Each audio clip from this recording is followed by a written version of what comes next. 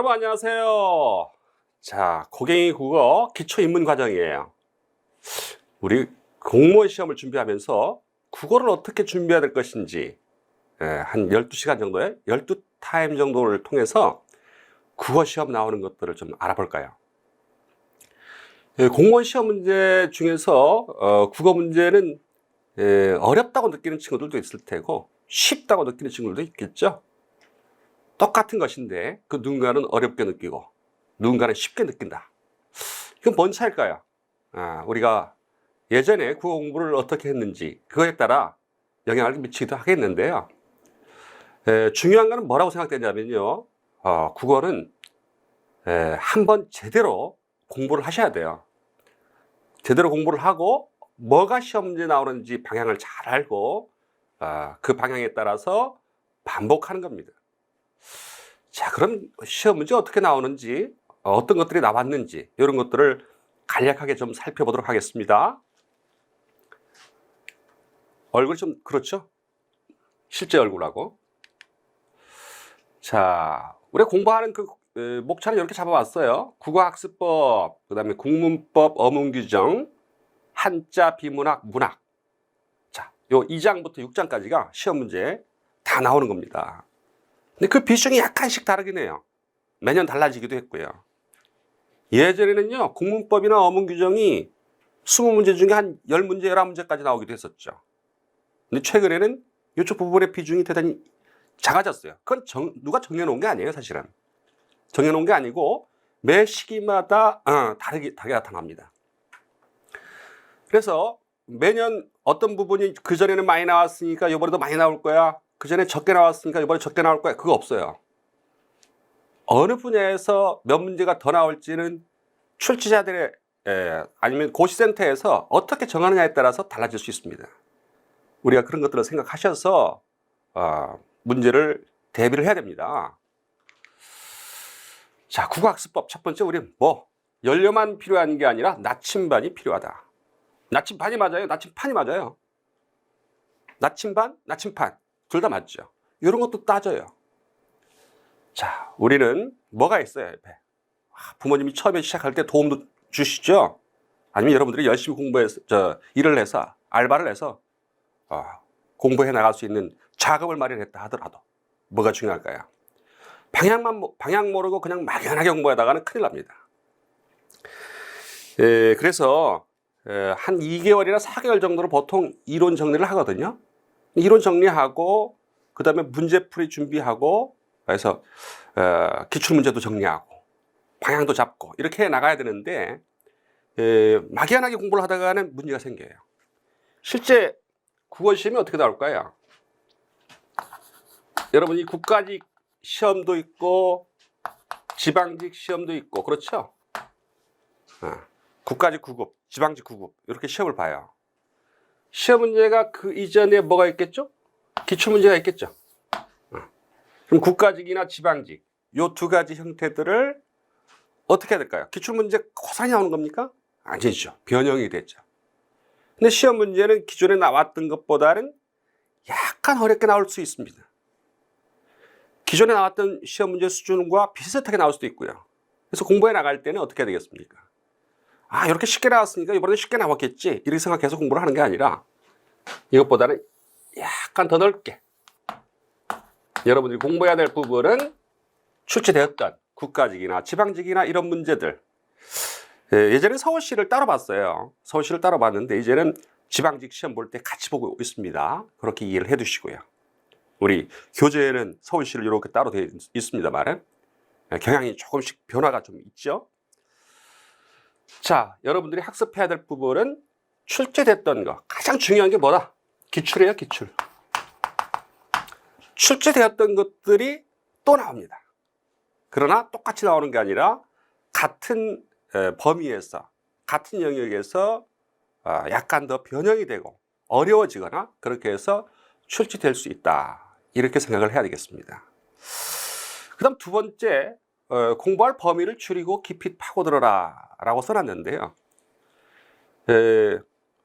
국문학을 공부를 한다, 국문법을 공부한다면 얼마나 많은 시간이 필요하겠습니까? 그래서 공부할 범위를 줄이는데 무엇을 기준으로? 조금 전에 말씀드렸다시피 기출문제를 바탕으로 해서 어떤 것들이 실제 시험에 나오는지 그 유형을 정확하게 인지하고 이런 스타일의 문제에서는 이렇게 답을 해야 되겠구나 하는 방향을 잘 잡고 평상시 연습을 해 나가셔야 되겠죠. 그럼 깊이 파고 들어가야 된대요.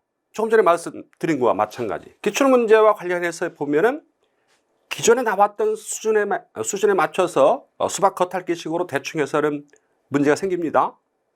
깊이 파고 들어야 돼요. 약간 더 들어가야 돼요. 그래야 시험 문제에서 문제가 안 생깁니다. 많은 친구들이 기출문제 수준 이 정도니까 나 이 정도면 되겠지? 라고 생각하고 공부를 하는 바람에 실제 시험장에 들어가면 약간 더 어렵게 나오는 경우도 있거든요. 아니면 포인트에서 약간 벗어난 부분도 나올 수 있어요. 따라서 공부를 해나갈 때는 어떤 분야 시험 문제 나왔어. 그러면 그 시험 문제와 관련지어서 약간 더 넓게 깊게 들어가는 공부를 해야 된다. 그러고 보니까 어떤 얘기를 해볼 수 있을까요? 역사에도 그런 게 있습니다만은 거시사, 미시사 이런 말 있죠. 거시적인 안목, 미시적인 어떤 꼼꼼함 이런 것들이 필요해요. 꼼꼼함. 뭐가 나올지에 대한 큰 그림을 그릴 줄 알고 그 안에 들어가서 세밀하게 들어가서 관련된 부분을 아주 파고 들어가서 어떻게 문제를 대비해야 되겠다 하는 훈련이 잘 돼 있어야 된다. 그걸 누가 해드리겠어요? 오대혁 선생님이 그런 것들을 해드리겠죠. 자, 그런 거 생각하시고요. 그 다음에 세 번째 언급해 놓은 게요. 이론 정리는 문제를 풀기 위해서이다 했는데요. 많은 친구들이 뭐에 집착하는 경우가 있어요. 이론을 다 끝내고 나면은 문제 풀릴 것 같죠. 결코 그게 아니에요. 저도 대학에서 강의를 합니다만은 많은 친구들이 보면은 석박사 과정이 있더라도요. 국어 관련해서 공무원 시험을 터지면 쉽지 않아요. 왜 그럴까요? 당연히 그 이론적으로 정리된 거, 그 다음에 실제적인 그 하나하나 꼼꼼하게 봐야 될 부분들은 좀 다르거든요.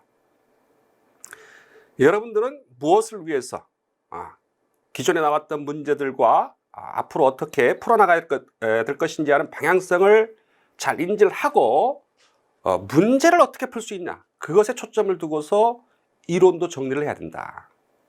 그래서 출제 유형이라든가 이런 것들을 잘 정리한 상태에서 그와 관련된 이런 부분들이 이런 게 있으니까 시험 문제 요 부분을 주의해서 봐야 되겠구나.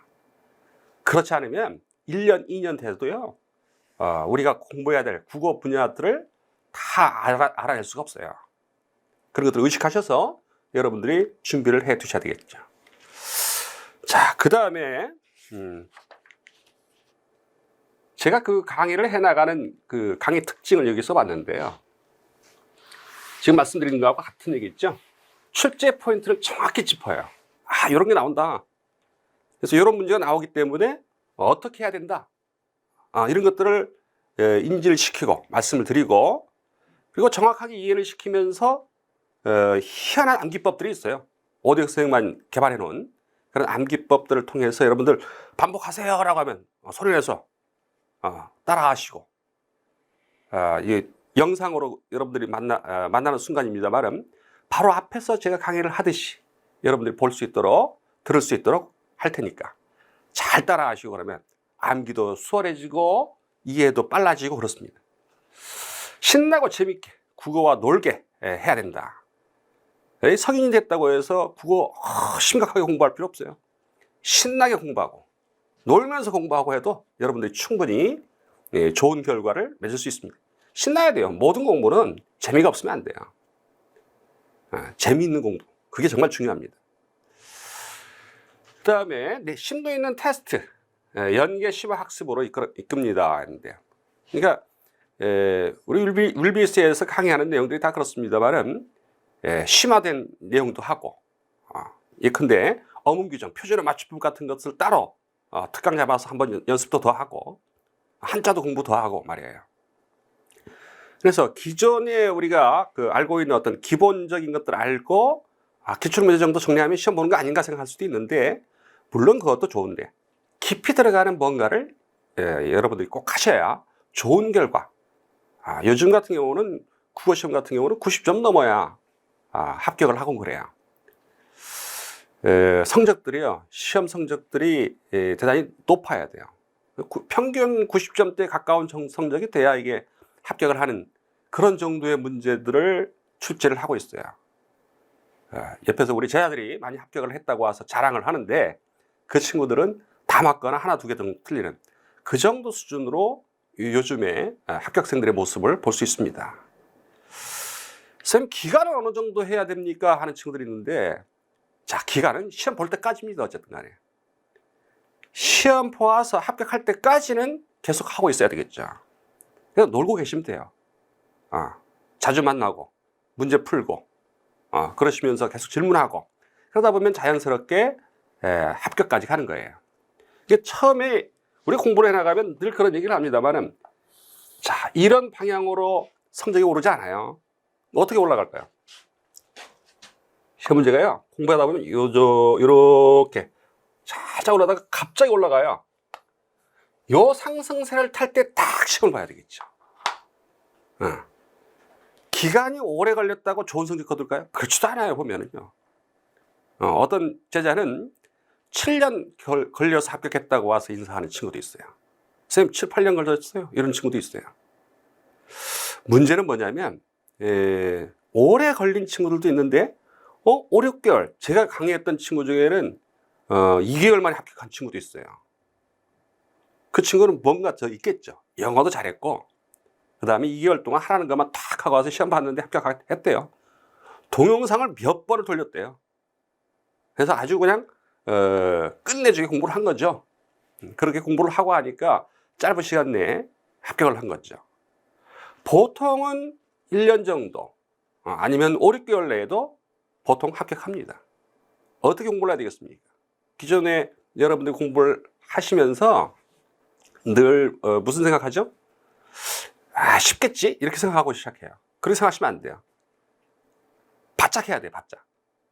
그래서 5, 6개월 만에 합격하는 친구들은 5, 6개월 동안 다른 거 다 접어두고 매진합니다. 이거에만. 이 공부에만 매진을 하고 하라는 거 다 하고 그렇게 해서 합격을 하는 거예요. 어떤 친구들이 오래 걸리느냐? 이것도 해야 될 것 같고 저것도 해야 될 것 같고 방향성을 잃고서 왔다 갔다 팔랑귀인 친구들 있잖아요. 어떤 강의가 좋다더라, 저런 강의가 좋다더라. 자, 그런 강의하고 상관없어요. 모든 공부는 자기 자신과의 싸움이에요. 문제를 풀 수 있으면 되는 거잖아요. 그 문제를 풀기 위해서 어떻게 해야 되겠습니까? 한 생이만 정복해도 합격을 합니다, 여러분. 이 강의, 이 책, 저 책 많이 본다고 해서 물론 그와 관련된 깊이 있는 다른 것들이 인지하는 게 많아지긴 합니다만은, 짧아도 합격하는 이유는 뭐냐? 방향성을 정확히 알고 시험제 나올 부분들을 어떻게 푼다라고 하는 것을 자기 스스로 체득하고 느끼고 파고 들어가야 돼요. 그러니까 많은 친구들이 그렇게 잘 못해요. 대충 어떻게 하다 보면 설렁설렁 하다 보면 되겠지 생각하다 보니까 문제가 발생한 겁니다. 방향을 정확히 알고 그 방향성에 맞춰서 문제를 정확하게 풀 수 있는 훈련을 반복해서 하시면은 좋은 결과가 나옵니다. 5대형만 정복해도 국어 합격합니다. 5대형을 정복하기 힘들겠죠, 물론. 그래도 5대형 선생님이 일러주는 정도, 훈련시키는 거, 그것만 정확해도 좋은 결과가 나올 것이다. 그렇게 믿음을 갖고 시작해야 돼요. 여러분 아셨죠? 믿음이 있어야 됩니다. 믿음이 없으면 안 돼요. 제가 무슨 종교 지도자 된 느낌인데요. 진짜 맞아요. 믿어야 돼요. 믿고 한번 따라가 보세요. 따라서 몇 개월 하다 보면 당연히 좋은 결과가 나옵니다. 인터넷 들어가서 보세요. 5대형 딱 치고 합격 수기 딱 하면 쫙 나온단 말이에요. 그 친구들이 어떻게 공부했는지 한번 보세요. 그 친구들은 믿고 따라간 겁니다. 팔랑귀처럼 여기저기 다니는 게 아니에요. 자, 이거 하나도 제대로 못하는데 다른 강의라고 제대로 되겠습니까? 자, 이런 것들 생각하셔서 국어, 다른 공부도 마찬가지입니다. 국어 공부는 특히나 처음에 막 올라가는 게 아니라 좀 올라가는데 천천히 올라가요. 그러다가 마지막에 내지는 시험에 가까워질 때 합격할 즈음에는 아주 급상승하는 좋은 성적으로 결과가 나오는 거예요. 합격의 길로 돌진하라. 우리 뭐 프린트에도 제가 그 얘기를 써놨습니다만 한번 읽어보시고요. 그 다음에 국가직 기출 22년도 나온 걸 좀 봤는데 쉽게 느끼지만은 언제나 실수가 문제다 했는데요. 22년도 국문법 문제 관련해서는 3문제가 나왔고 어문규정 3문제, 비문학이 9문제, 문학이 4문제 나왔습니다. 총 합쳐서 몇 문제인지 알죠? 20문제. 근데 이 문제들 중에서 난도가 높은 게 한 문제 있었고요. 그 다음에 한 보통 정도의 문제가 11문제. 좀 떨어지는 문제가 8문제 정도가 나왔어요. 자, 출제 비중을 보니까 어때요? 뭐가 제일 많이 나오죠? 비문학이 많이 나왔죠. 최근 몇 년간 비문학, 논리적인 걸, 독해 관련된 부분의 문제가 꽤 많이 나오고 있습니다. 그래서 비문학 부분, 논리적인 글의 부분에서 내가 문제가 좀 있다 하는 친구들은 좀 낭패스러운 그런 느낌을 받기도 하죠. 그런데 국문법이나 어문규정 문제가 예전보다는 대단히 줄어들었어요. 예전에 꽤 많았다고 했잖아요, 제가.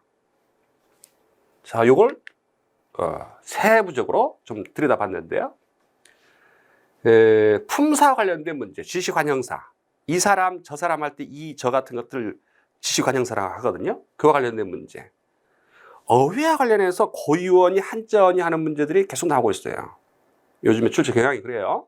그 다음에 어문규정은 맞춤법, 표준어, 표준발음법 여러 가지 나옵니다. 외래어 표기법. 그런 것들 중에서 한글 맞춤법 문제 2문제가 나왔어요. 그런데 요 나온 문제들이요. 그 이전엔 출제되었던 것들을 재탕하는 문제들이 많아요.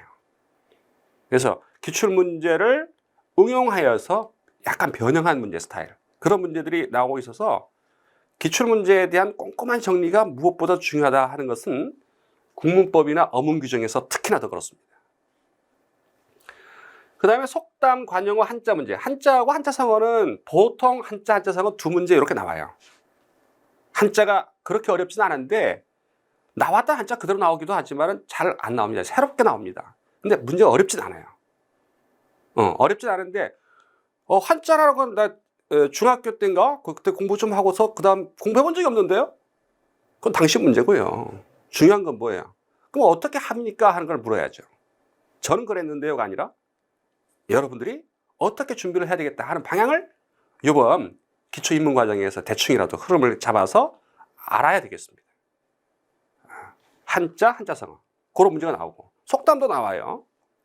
그 다음에 비문학에서 말하기, 퇴고, 쓰기, 독해 문제가 강화되고 있어요. 그러니까 요즘에는 국가직 7급 시험 같은 경우도 피셈 문제로 이렇게 바뀌고 그러잖아요. 그게 다 뭐의 문제냐면요. 독해 문제예요. 그러니까 독해와 관련해서 요즘엔 뭐라고 표현해요? 문해력이라고 하죠. 글을 읽으면서 무슨 말인지 잘 이해 못하는 젊은 친구들이 많나 봐요. 그래서 독해를 강화하는 차원으로 문제화시키는 그런 경향들이 있어요. 그래서 국가직 7급도 그렇고 당연히 5급이나 이런 것들은 다 피셈 문제였으니까 독해 중심이었죠. 거기에다가 논리까지 들어가죠. 거기는 공무원 시험 문제는 논리까지는 안 들어가요. 보통 보면 지문 자체의 어떤 내용을 추론하거나 일치하는지 이런 것들을 따져 묻기도 하고 세부 내용을 파악하는 그런 문제, 뭐 글의 진술 방식 아주 기초적인 것들이기 때문에 시험 문제에 대비하는 이론적인 측면은 그렇게 많지 않아요. 비문학 관련해서는. 논리적인 거는요. 뭐가 중요할까요? 지문을 읽고 어떤 내용인지 파악하고 답할 수 있는 시간이 많이 걸린다고 생각하잖아요. 시간이 많이 걸릴 필요가 없어요. 포인트를 잡고 훈련하셔야 됩니다. 어떻게 풀지. 그 다음 문학 문제는 고설, 고전시가, 현대시, 현대소설 등 요거를 한 4문제, 5문제, 많으면 5문제 정도고요. 그 문학 부분이 거의 없을 때도 있었어요.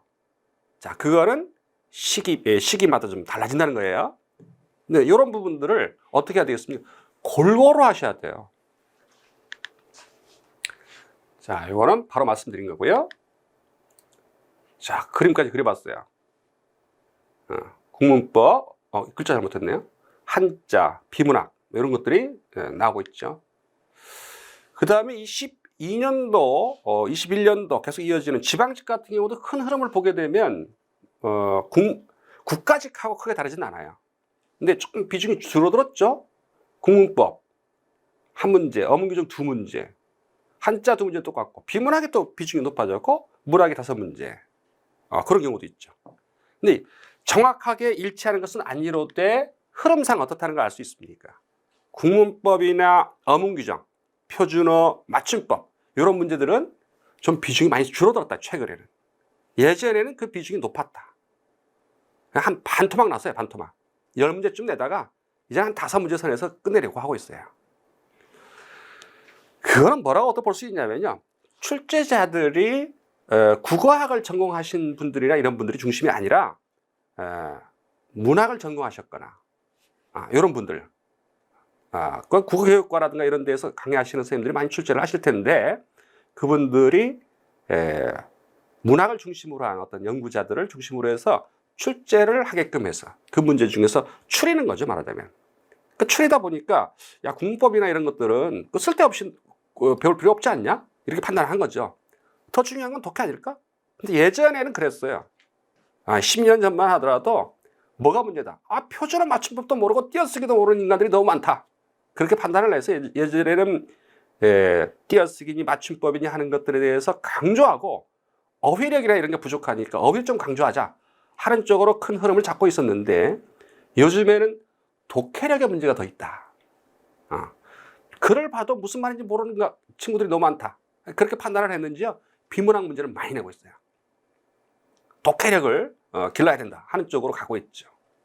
그건 실제 큰 흐름상 수능 문제도 마찬가지고요. 수능이나 피셋이나 NCS나 이런 것들도 대부분 다 독해 문제 중심입니다. 그래서 독해를 중심으로 한 흐름을 시험지에서도, 공무원 시험 문제에서 가져가고 있다. 그렇게 비슷하게 문제를 출제하고 있다. 이렇게 생각을 해 두시면 됩니다. 그렇다고 국문법이나 어문규정이나 공부를 안 하면 되겠어요? 자, 당락을 결정짓는 건 한 문제입니다, 여러분. 국가직이든 지방직이든요, 국어 시험 문제에서 하나하나 2개 정도 틀면은 그나마도 불안감이 좀 덜 안 돼요. 3개 틀리잖아요. 떨어질 공산이 되게 커요. 근데 거기에서 문제가 되는 게 어느 지점일까요? 국문법, 그 다음에 한자 같은 것들. 여기에서 걸린단 말이죠, 문제는. 아예 포기하고 시작할래요. 예전에 그런 친구 하나 있었어요. 한자 시험 문제가 예전에 한 10여 년 전에 한 문제 나올 때가 있었거든요. 근데 이 친구가 합격 수기를 써놨어요. 나는 한자에 대해서 어떻게 할까를 고민하다가 시험 문제 2번이 많이 나오더라, 답이. 그래서 한 2번을 찍기로 마음먹었다. 그런데 합격했다. 그래서 뭔 생각했죠? 우리 수험생들한테, 야, 한자를 공부 안 해도 되는가 보다. 그렇게 하다 망해요. 근데 예전에 또 국가직에서 한자가 안 나올 때도 있었어요. 그랬더니 어떤 친구가 그 서포터라고 하는 친구들이 있을 거야, 아마. 학원 같은 데나 이런 데 보면. 한자 어떻게 될까요? 하면서 그 수험생들이 질문을 하니까, 예전에 국가직은 안 나왔어요. 작년에도 안 나왔고 재작년에도 안 나왔어요. 이거 한자 신경 쓰지 마세요. 그때 딱 3문제 나왔어요. 모른단 말이에요. 몰라. 그래서 분야별로 공부를 하되 요즘에 출제 경향이 그렇다는 것이지, 출제 경향의 흐름이 그렇다는 것이지, 그것이 영원히 그렇다는 게 아니에요. 변화의 조짐, 한두 문제만이라도 변화되고 새로운 유형 나오고 안 나왔던 문제의 스타일들이 더 나오고 그래 버리면 학생들이 문제가 되는 거예요. 수험생들이. 결국에는 어떻게 공부를 해야 된다? 골고루 다 해둬야 돼요. 골고루 다 해도 돼. 최근에 출제 경향은 이렇다 하는 것들을 이해를 하고 준비를 해야만 문제가 없다, 이런 말씀을 드립니다. 지방직 관련된 부분도 독해 문제 많이 나왔음을 또 보여주고 있죠. 자, 이렇게 해서 국가직이나 지방직, 이 모든 문제를 다 포함해서 국어에서 가장 중요한 것은 뭐다? 앞에서부터 쭉 말씀드린 것은 정확하게 나침반, 길을 알아야 됩니다. 길을 알고 그 길에 따라서 어떤 것들을 공부할 것이냐. 첫 번째, 기출문제와 관련된 문제들을, 이론 같은 것들을 점검하고, 약간 더 공부하라고 그랬죠? 약간 더 넓게 공부하고, 그리고 반복하고, 골고루 하고, 시험 볼 때까지는 놓지 말고, 합격할 때까지는 놓지 말고.